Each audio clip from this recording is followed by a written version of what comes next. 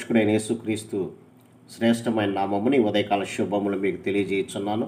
ఈ దిన దేవుని యొక్క వాక్య ధ్యానము, నేను క్రీస్తుతో కూడా సిలువ వేయబడి ఉన్నాను. గలతీ పత్రిక 2వ అధ్యాయము 20వ వచనము.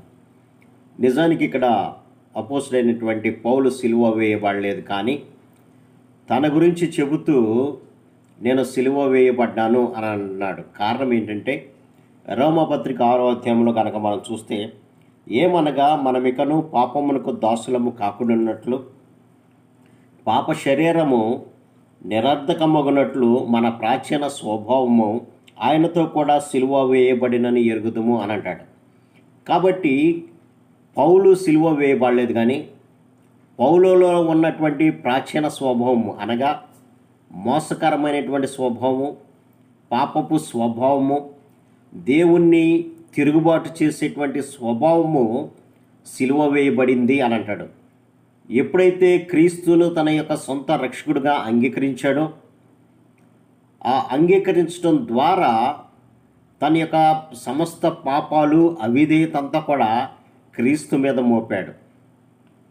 క్రీస్తు మీద మోపడం ద్వారా ఆయన ఎప్పుడైతే కల్వరి సిలువలో మనందరి పాపాల నిమిత్తమై ఆయన చనిపోయాడో, ఆ చనిపోవడాన్ని బట్టి మనము కూడా మన యొక్క ప్రాచీన స్వభావము, మన యొక్క పాప శరీరము నిరర్ధకమైనట్లుగా మనందరి పాపాలు కూడా ఆయన తీసివేశాడు.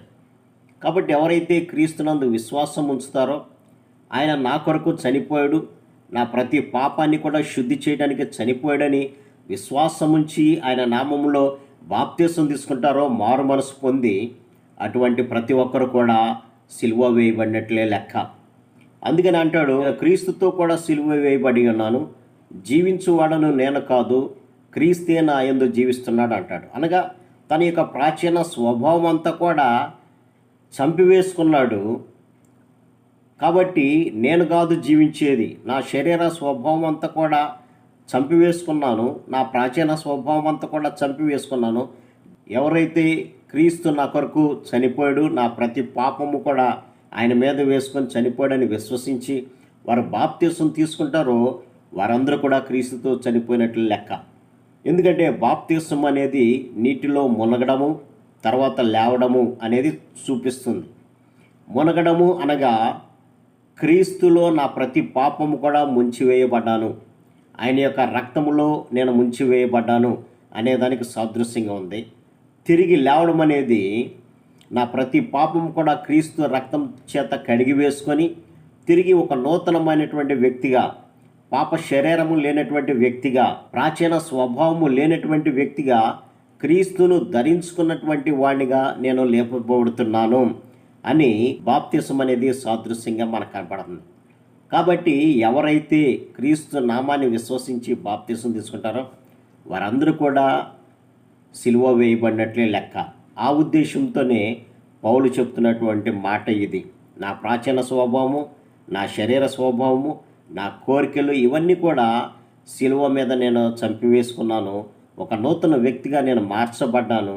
అందుకనే జీవించువాడను నేను కాదు, క్రీస్తే నా యందు జీవిస్తున్నాడు అని అంటాడు. కాబట్టి ఏదైనా వాక్య ధ్యానం ద్వారా పాప స్వభావముతో దేవుని చూడలేము, శరీర స్వభావముతో దేవుని రాజ్యానికి చేరలేము. కాబట్టి మన ప్రాచీన స్వభావం ఏదైతే ఉందో, ప్రాచీన స్వభావం అంటే మన తండ్రి అయినటువంటి ఆదాము ద్వారా వచ్చినటువంటి పాప స్వభావము, శరీర స్వభావం ఏదైతే ఉందో దాన్ని మనం కూడా సిలువలో చంపివేసుకుందాము, ఆయన నామంలో బాప్తిసం తీసుకుందాం, ఆయన నిత్య రాజ్యానికి వారసులు అవుదాం. అట్టి కృపా పరిశుద్ధాత్మ దేవుడు మనందరికీ దయచేయను గాక. ఆమేన్. ప్రార్థన. సర్వశక్తుడా, ప్రేమ గల మా తండ్రి, నైనా పౌలు అంటున్నాడు, నైనా నేను క్రీస్తుతో కూడా సిలువ వేయబడి ఉన్నాను. అవును నాయనా, మీరు ఎప్పుడైతే దర్శనమిచ్చారో అతని యొక్క ప్రతి ప్రాచీన స్వభావము, శరీర స్వభావము నైనా ఇదిగోనైనా మీ సిలువకు కొట్టివేసుకొని ఒక నూతన వ్యక్తిగా మార్చబడ్డాడు ప్రభా.